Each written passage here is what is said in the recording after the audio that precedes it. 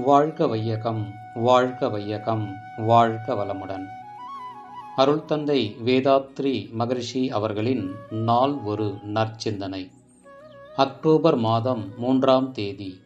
தலைப்பு: செயல் விளைவு தத்துவம்.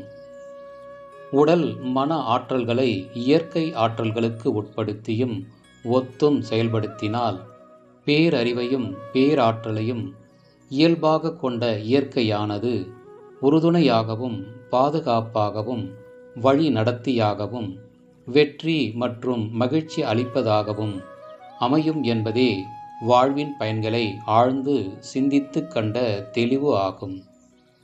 இதுவே தன்முனைப்பின் அடக்கம். தன்முனைப்பு அடங்கப்பெற்ற மனிதனுக்கு இறைநிலையின் பேராற்றலும் பேரறிவும் சொந்தமாகி விடுகின்றன.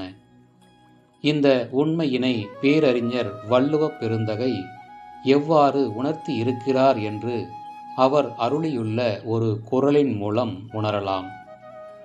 அடக்கம் அமரருள் உய்க்கும், அடங்காமை ஆர் இருள் உய்த்துவிடும்.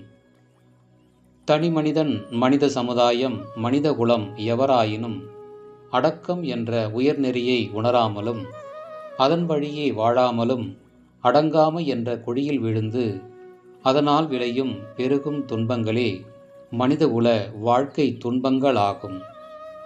இயற்கை நியதியை அறியாமலோ அலட்சியம் செய்தோ உணர்ச்சி வயப்பட்டோ மனிதன் செயலாற்றும் போது ஏற்படும் விளைவுகள்தான் துன்பங்கள், பொருளிழப்பு, ஏழ்மை, நோய்கள், உயிரிழப்பு, அகால மரணம் ஆகிய அனைத்து கேடுகளும் ஆகும். செயல் விளைவு தத்துவத்தின் முதல் பாடம் இதுவே. அருள் தந்தை அவர்கள். வாழ்க வளமுடன்.